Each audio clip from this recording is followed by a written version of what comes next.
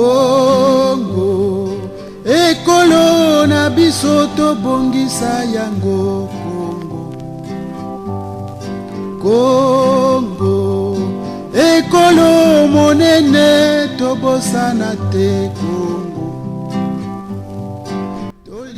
Mesdames et messieurs, mes chers compatriotes, la constitution d'une nation, qui est une loi fondamentale de toutes les nations au monde, qui représente comme pour nous une Bible par laquelle nous devons tous se conformer, et une référence de vie. La nôtre qui a été votée le 25 octobre 2015 et mise en service le 6 novembre 2015 nous a permis d'évoluer vu que la vie est évolutive.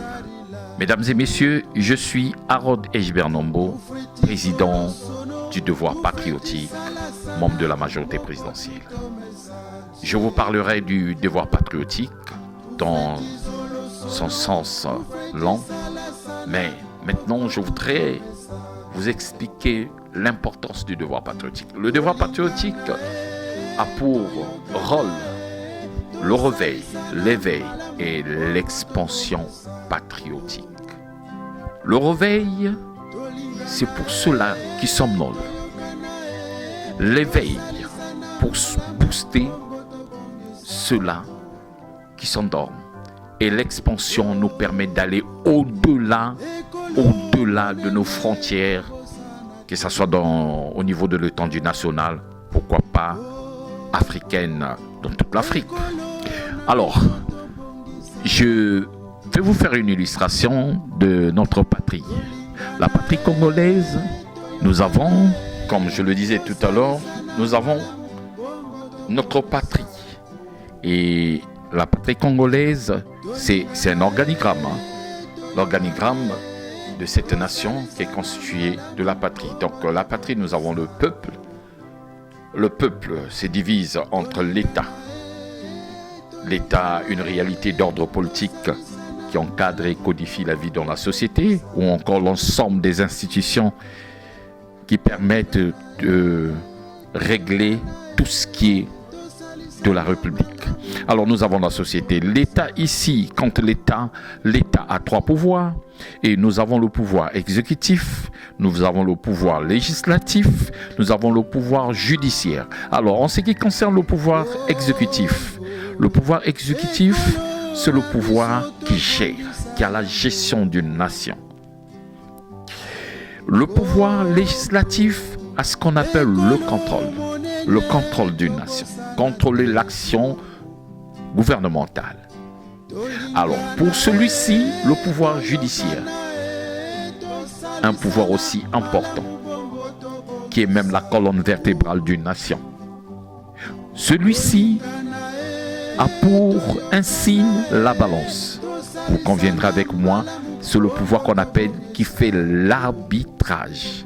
Alors, ce pouvoir, du fait qu'il a pour symbole la balance, ce pouvoir est là pour la restauration des équilibres. Alors, nous allons y revenir certainement au fur et à mesure que nous avançons. Ça nous permet tout simplement d'avoir une idée de l'organigramme de notre nation. Mais si nous venons de ce côté-ci, ici, nous avons une pyramide. Alors, cette pyramide, une pyramide administrative, pour ne pas dire un triangle, une pyramide administrative. Sur cette pyramide, vous constaterez avec moi qu'il y a un pouvoir ascendant, donc qui quitte de la base jusqu'au sommet. Et nous avons un pouvoir descendant qui quitte du sommet vers la base. Alors, en ce qui concerne le pouvoir ascendant, qui quitte de la base vers le sommet, nous avons comme chef le chef de bloc qui représente la toute première autorité de l'État. Dans toute l'étendue nationale, nous avons des chefs de bloc. Donc les chefs de bloc, pour certains qui ne se rendent pas compte qu'ils ont un pouvoir aussi important que certains. Donc, nous avons le chef de bloc qui commande, qui commande même le président de la République. Certainement, il y a d'autres qui me poseront la question, qui vont se poser, qui ne me poseront pas, qui vont se poser la question, mais pourquoi le chef de bloc commande le président de la République? C'est simple. Le chef de bloc a un bloc administratif et que la présidence de la République se trouve dans un bloc administratif et ce bloc-là est commandé par le chef de bloc. Donc, le chef de bloc ne peut pas être, plutôt le président de la République ne peut pas être président de la République et chef de bloc. Administrativement, ça ne marche pas. Alors, en ce qui concerne le pouvoir descendant, nous avons le président de la République qui fait tout. Alors, quand nous parlons du patriotisme, et je disais tout à l'heure, notre rapport n'est pas une revendication, mais plutôt une suggestion patriotique pour le bien-être commun, vu que notre terme, le logiciel Congo face aux enjeux du développement. Pour certains qui connaissent qu'est-ce qu'on appelle un logiciel, il conviendra avec moi qu'est-ce que la réalité nous enseigne. Alors, nous allons rentrer directement dans le vif du sujet. Si aujourd'hui, je prends un exemple, aujourd'hui, nous avons cette logique. Est-ce que nous serons à mesure de dépenser de l'argent? Je prends un exemple. Dans les années antérieures, nous avons eu ce qu'on appelait Mbata, Yabakolo.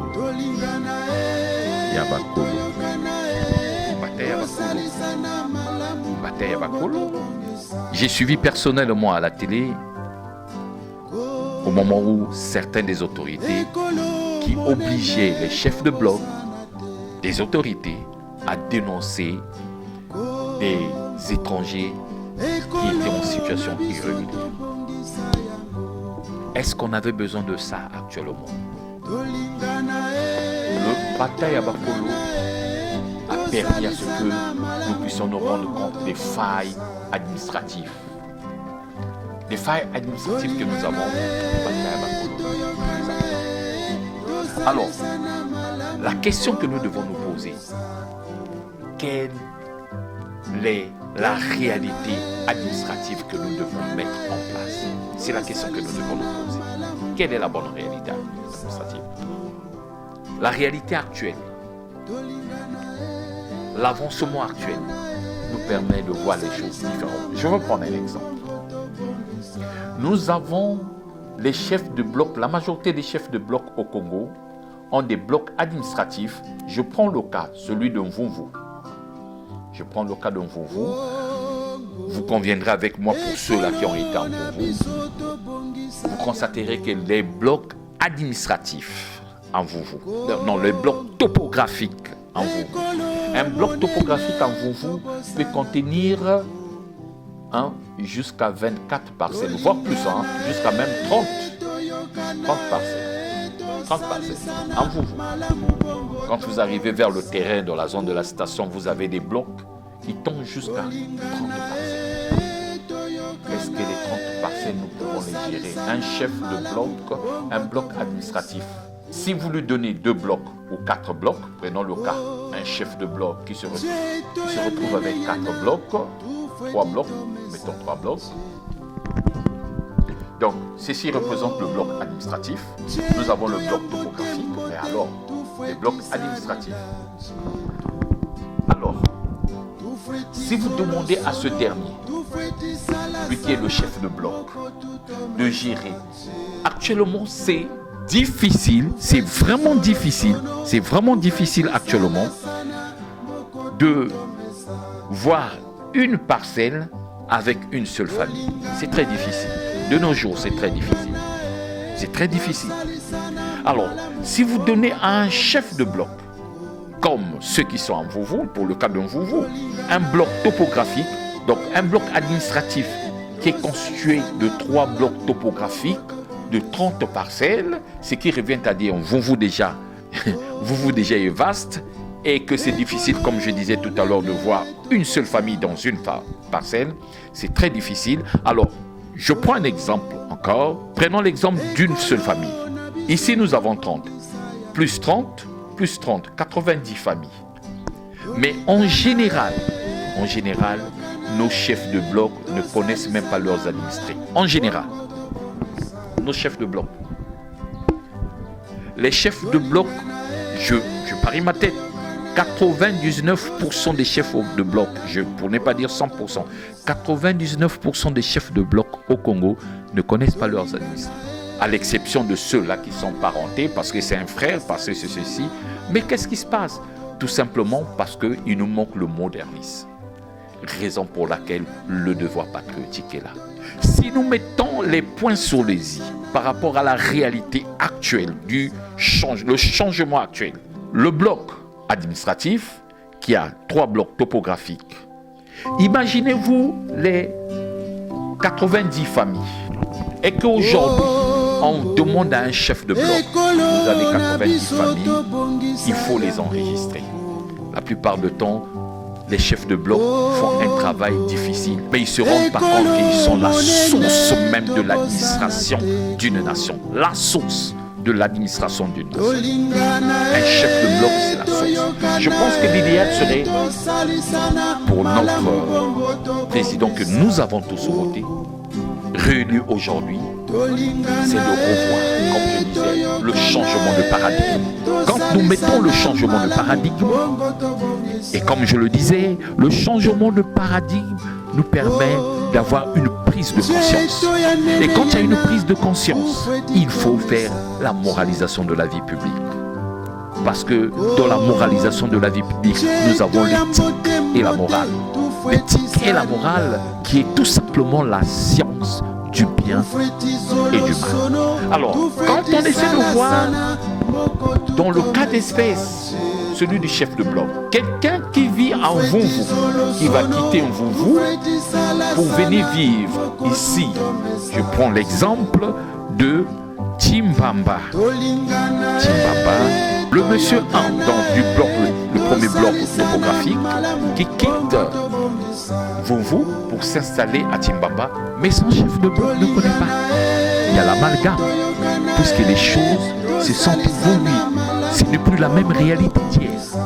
Et cette réalité, vous conviendrez avec moi, est-ce que avions-nous besoin de dépenser des tonnes d'argent? Je dirais non. Je m'explique toujours.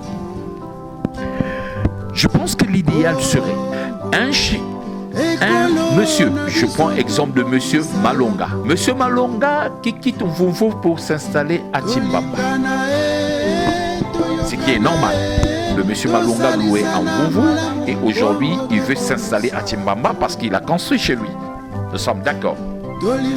Mais l'exigence actuelle nous impose du développement actuel au XXIe siècle, du développement actuel. Le monsieur Malonga doit passer par son chef de bloc en prenant un billet de sortie et dès qu'il arrive à Timbamba, dans les 72 heures, il doit impérativement se présenter auprès de son chef de bloc. Si aujourd'hui, nous pouvons faire des formations, nos chefs de bloc, même pour ça, on n'a pas besoin d'une grande formation. Le grand problème, c'est de mettre le matériel. Si nous mettons le matériel, quand je parle de matériel, je vois, nous mettons des ordinateurs, nous mettons des imprimantes pour ceux qui viennent et pour ceux qui sortent. Ceci nous permettra quoi? Le monsieur Malonga qui quitte ici, qui arrive à Timbamba, déjà ici, il est supprimé sur la base de données, puisqu'il devient habitant de Timbamba. Déjà, en ce qui concerne la CONEL, là déjà nous pouvons retrancher le nom de monsieur Malonga dans notre fichier. Ça, c'est la première des choses. La deuxième des choses, les chefs des blocs doivent être bien traités. Je ne suis pas l'avocat des chefs de bloc, mais la réalité exige. Nous devons les traiter. Les traiter, mettre les conditions.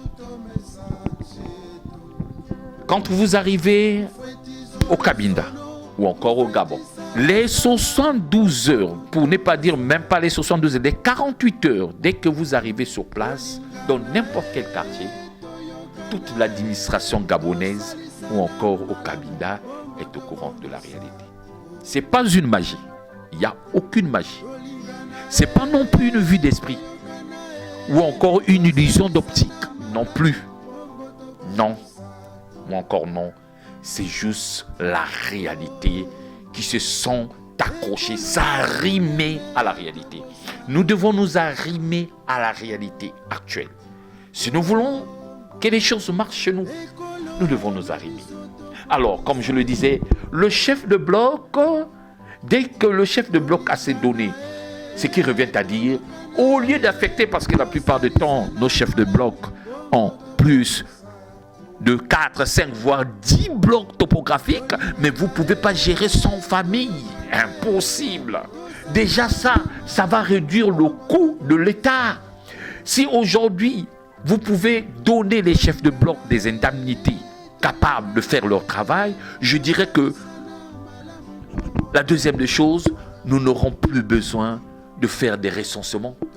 Les recensements au Congo, pour ne pas dire chez nous, au Congo, pour ne pas dire en Afrique, les recensements seront prohibés.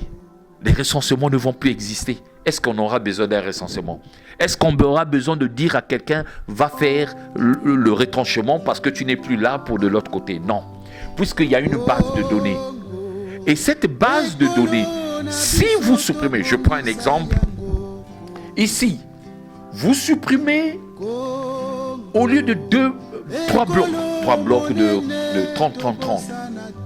Si vous limitez un chef de bloc avec 2 blocs, automatiquement, 60 familles, vous dites à un chef de bloc, oui, nous avons besoin du recensement de ces gars. Mais est-ce qu'on a besoin de ça? Puisque ce dernier a déjà cette base de données.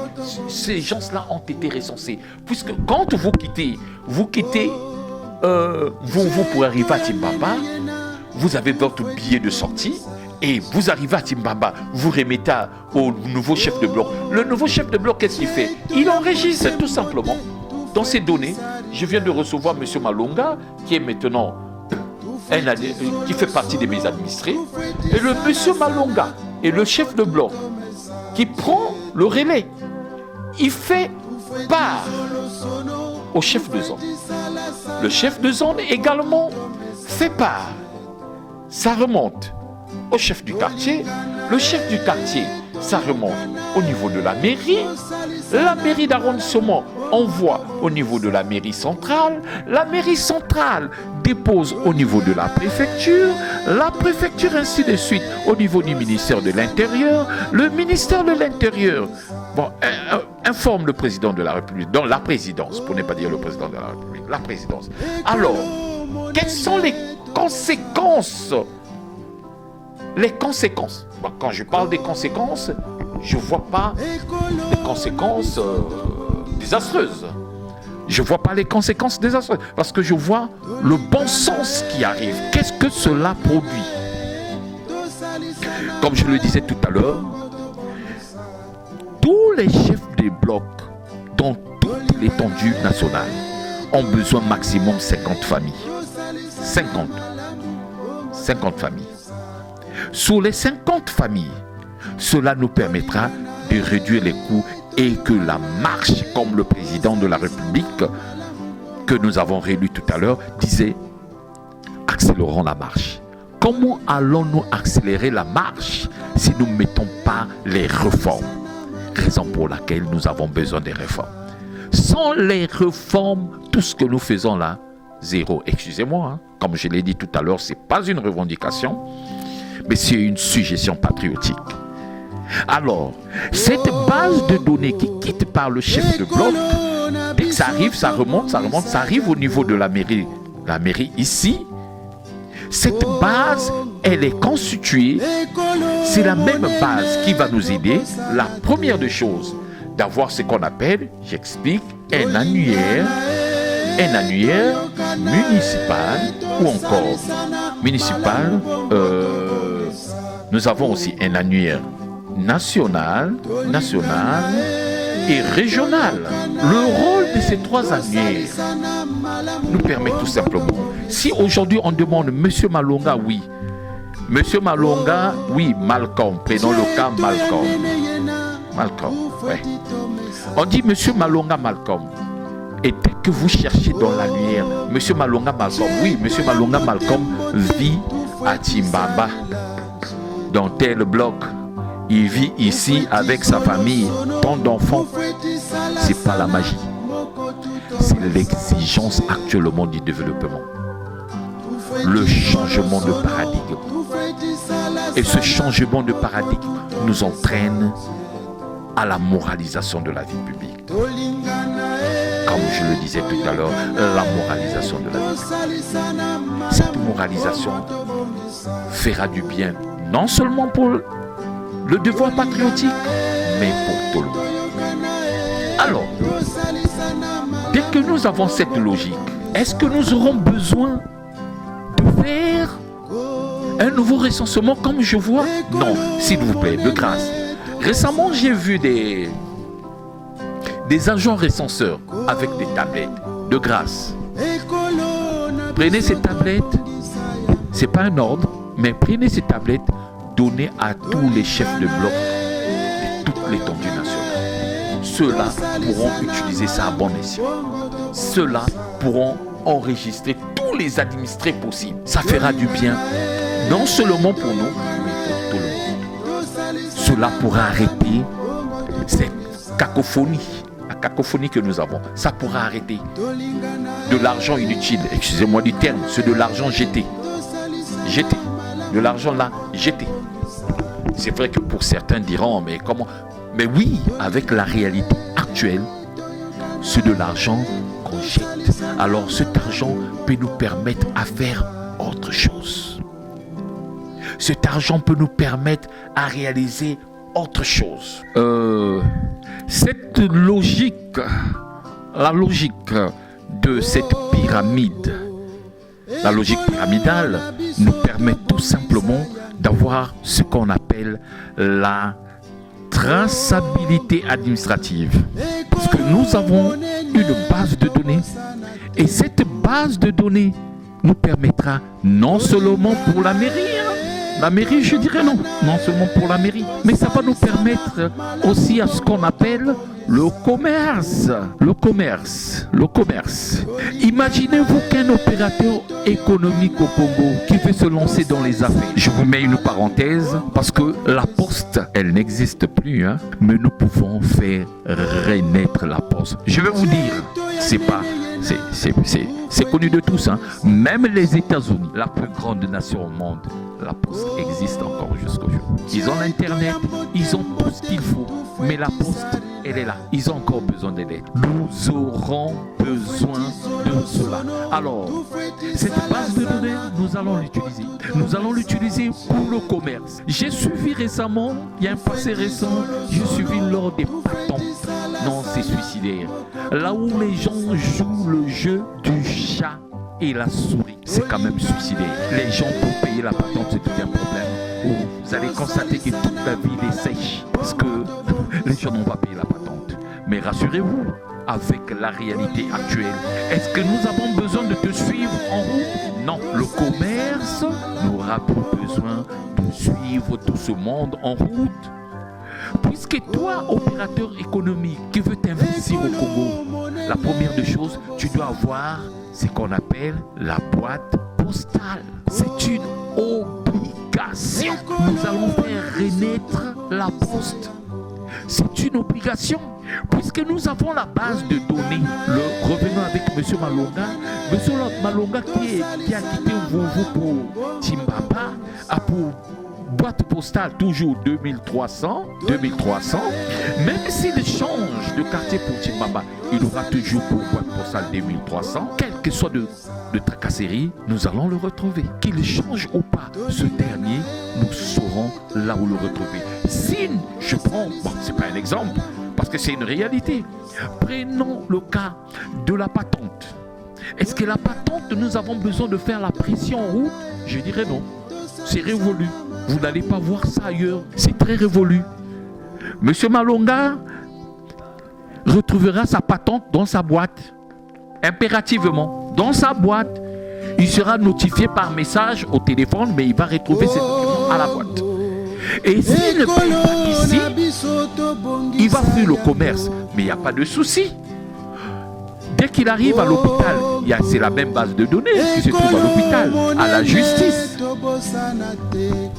qui se trouve dans toutes les grandes administrations sensibles. Ces grandes administrations sensibles, monsieur Malonga ne pourra jamais s'échapper. C'est impossible. C'est impossible. L'obligation serait de solder son ardoise, effacer son ardoise. Raison pour laquelle je disais tout à l'heure, il nous faut une prise de conscience. Quand il y a une prise de conscience, il y a le changement de paradigme. Et le changement de paradigme nous entraîne au bien-être commun. Le bien-être commun, il est là. Si nous mettons, comme je le disais, le chef de bloc, je ne suis pas parent d'un chef de bloc. Comme je le disais, si nous mettons, nous les utilisons à bon escient, nous aurons un vrai travail. Nous aurons un vrai travail de la République. Est-ce que nous aurons besoin d'aller chercher les gens? Non. Nous aurons un annuaire municipal, un annuaire national, un annuaire régional. Que vous vous présentez ou pas, automatiquement, nous saurons comment retrouver M. Malonga, comment retrouver M. X ou Y. Pour le cas aussi des étrangers, bon, je ne dis pas la plupart, pour certains qui vivent dans des situations irrégulières. Nous pouvons savoir, Monsieur Thiam, prenons le cas Monsieur Thiam. Monsieur Thiam est rentré dans la ville de Pointe-Noire le 15 juillet 2025. Nous savons que ce dernier avait pris la carte pour 6 mois. Mais dès que vous avez la base de données, vous connaissez là où vous êtes Thiam, c'est pas la magie, c'est pas une vie de l'esprit, c'est impossible, puisque que Monsieur Thiam, qu'il se présente, même si au cas où par la malice ce dernier changé, par sa malice personnelle, il s'est dit, bon, moi par rapport à Timbamba, je ne peux plus vivre à Timbamba, je vais aller vivre en Tietie, parce qu'en Tietie, j'ai mes parents en Tietie. Oui, d'accord, en Tietie. Tu as tes parents en Tietie, je suis d'accord avec toi. Mais dès que tu arrives en Tietie, les 72 heures qui suivent, ça c'est un impératif du changement. Les 72 heures qui suivent, ce dernier, dont le propriétaire de la parcelle doit se présenter avec l'inconnu. Nous mettons entre parenthèses l'inconnu, donc le nouveau venu doit se présenter pour se faire enrôler. C'est pas la magie. Il n'y a aucune magie là-dessus. C'est pas une vue d'esprit. C'est pas non plus une illusion d'optique, excusez-moi. Mais nous pouvons le faire ensemble. C'est ensemble que nous pouvons faire. C'est ensemble. Le grand problème, c'est de prendre les mesures. Et si nous mettons les réformes d'ensemble, si nous décidons, les décideurs décident qu'aujourd'hui, nous allons faire ça, c'est pas la magie. Un chef de bloc, même s'il ne connaît pas l'informatique, au bout de 2 semaines, même 2 semaines c'est trop, au bout d'une semaine il va s'adapter. Parce que c'est une application mise en place. Enregistrer des gens, enregistrer le nombre d'enfants, c'est pas la magie. Il n'y a aucune magie là-dessus. Donc, nous pouvons faire ressusciter, comme je le disais, la poste, la boîte postale. La boîte postale peut renaître de ses cendres, peut aider tous les Congolais, et nous n'aurons pas besoin de faire courir derrière des opérateurs économiques. Est-ce que nous aurons besoin de ça? Non. Puisque chaque fin du mois, ils sauront que, au niveau de la boîte, ils seront notifiés par téléphone, vous avez vos colliers au niveau de la boîte. Là, le monde évolue. C'est pas de la magie. Le monde évolue. Raison pour laquelle nous devons voir les choses dans ce sens. Alors, la seule limite à notre épanouissement de demain sera nos doutes d'aujourd'hui, comme disait Franklin Roosevelt. Nous allons nous pencher à quelque chose.